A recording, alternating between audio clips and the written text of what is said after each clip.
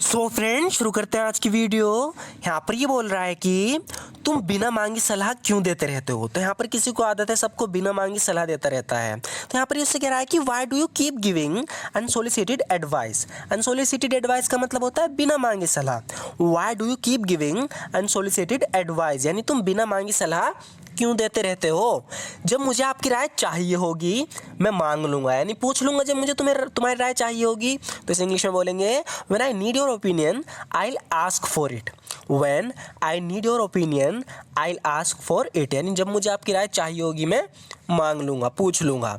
सुधर जाओ इससे पहले कि बहुत देर हो जाए।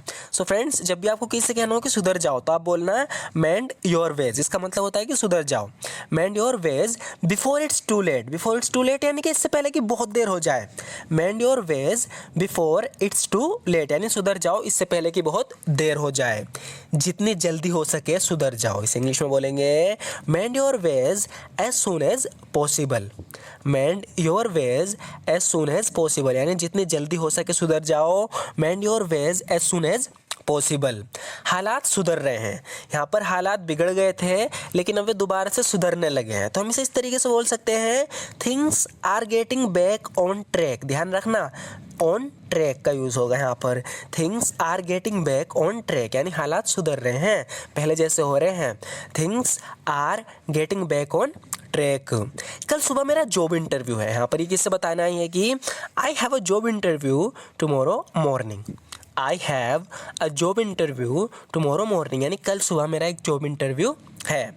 मैं इस शहर में नौकरी पाने की उम्मीद से आई थी। तो इसने कहा है उम्मीद से आई थी। तो इसे इंग्लिश में बोलेंगे I came to this city hoping to find a job. बता रही है कि I came to this city hoping to find a job, यानी मैं इस शहर में नौकरी पाने की उम्मीद से आई थी। होप लेकर आई थी कि मुझे शहर में नौकरी मिल जाएगी। I came to this city hoping to find a job, और मेरा सपना सच होने वाला है। बता रही है कि and my dream is about to come true. And my dream is about to, is about to होता है कोई चीज़ होने वाली है, तो उसके लिए यहाँ पर बता रही है कि my dream is about to come true, यानी मेरा सपना सच होने वाला है। मुझे आखिरकार मेरे पसंद की नौकरी मिल गई। बता रही है कि आई इवेंचुअली, इवेंचुअली मतलब आखिरकार, आई eventually found a job that I like. That I like यानी जैसी मुझे पसंद है, मेरी पसंद की। आई eventually found a job that I like, यानी मुझे आखिरकार मेरे पसंद की नौकरी मिल गई।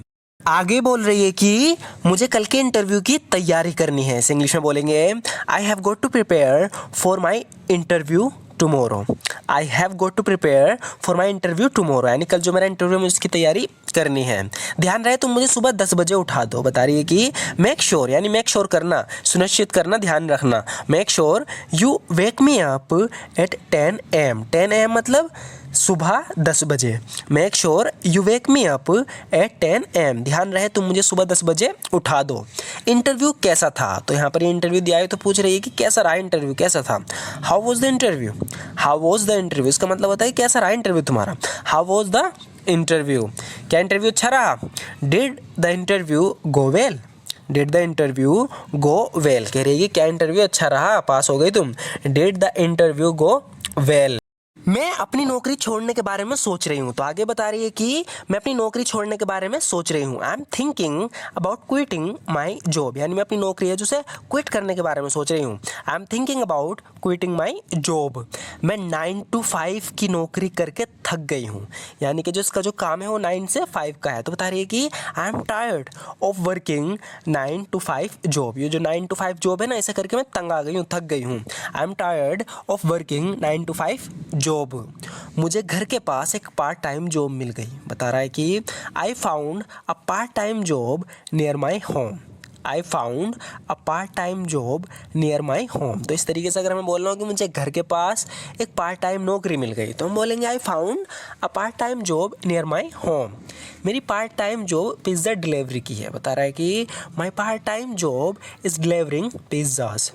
माई part time job is delivering pizzas, यानी जो मेरा पार्ट टाइम जॉब है वो पिज़्ज़ा डिलीवरी की है। तुम भाग्यशाली हो कि तुम्हें अपने घर के पास एक अच्छी नौकरी मिल गई। बता रही है कि you are lucky enough to find a good job near your house.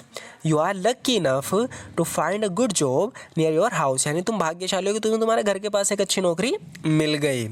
Doctor ने तुम्हें स्मोकिंग कम करने की सलाह दी थी, ये मैंने पहले बताया है। कम करना, इसके लिए बोलेंगे कट डाउन ऑन। तो कह रही है कि the doctor advised you to cut down on smoking. अगर हम किसी चीज़ पर कट डाउन ऑन कर रहे हैं ना, मतलब कि हम उसे कम करने की बात कर रहे हैं। ये स्मोकिंग कुछ ज़्यादा ही करता है, तो इससे बता रही है कि the doctor advised you to cut down on smoking, यानी डॉक्टर ने तुम्हें स्मोकिंग कम करने की सलाह दी थी।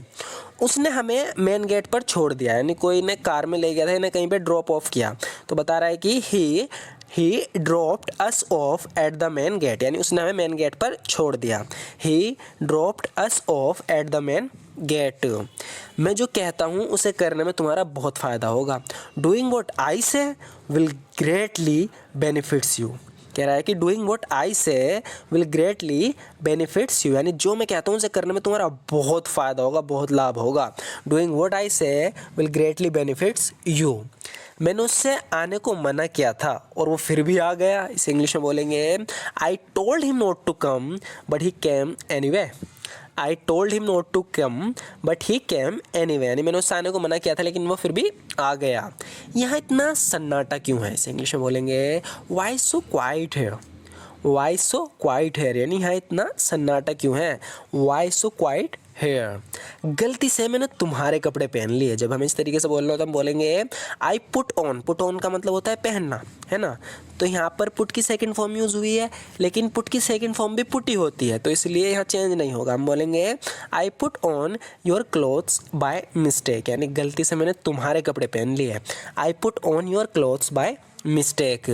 उसने भावुक स्पीच दी। इसे इंग्लिश में बोलेंगे he delivered a gushing speech. Gushing का मतलब होता है भावुक, तो बता रहा है कि ही डिलीवर्ड, यानी उसने डिलीवर की, यानी दी अ गशिंग स्पीच, एक भावुक स्पीच। मैं अपने आंसू नहीं रोक पाया। I couldn't hold back my tears. I couldn't hold back my tears, यानी मैं अपने आंसू नहीं रोक पाया। आगे देखते हैं फ्रेंड्स, यहाँ पर ही किससे कह रही है कि तुम्हारी वजह से सब कुछ गड़बड़ हो गई, यानी सब कुछ गलत हो गया तुम्हारी वजह से। Because of you everything went wrong. Because of you everything went wrong, यानी तुम्हारी वजह से सब कुछ गड़बड़ा गया। Because of you everything went wrong. अभी समझाने का समय नहीं है। यहाँ पर ये कह रहा है कि करो, किस कुछ काम करने को कह रहा है कि समझाने का समय नहीं है। Now is not the time for explanation. Now is not the time for explanation, यानी अभी समझाने का समय नहीं है। रोक पाया। सो फ्रेंड्स, इस वीडियो में भी 4 से 5 जो लास्ट के सेंटेंसेस थे वो हमने अपनी पुरानी वीडियो के रिपीट किए हैं, ताकि प्रैक्टिस भी होती रहे हाथों हाथ। जो आप पहले पढ़ चुके हैं अगर वे रिपीट हो जाएं वीडियो के लास्ट में, तो इससे आपको कुछ नया भी सीखने को मिलता है और आपकी प्रैक्टिस भी हो जाती है। तो अगर आप इसी तरीके से अपनी इंग्लिश को इम्प्रूव करना चाहते हो तो हमारे चैनल को जरूर सब्सक्राइब कर लेना। वीडियो अच्छी लगी तो लाइक ज़रूर कर देना। And thank you so much for watching this video friends.